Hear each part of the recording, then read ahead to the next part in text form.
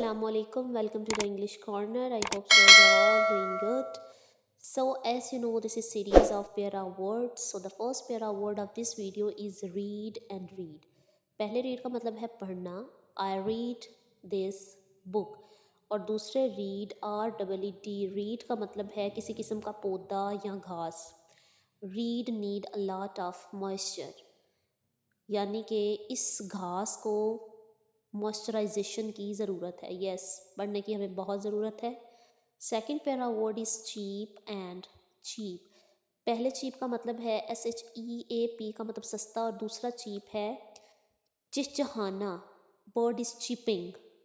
Last but not least para word is row and row. First row का मतलब होता है कितार. There are 3 rows in the class. और दूसरे रो का मतलब है मछली का अंडा.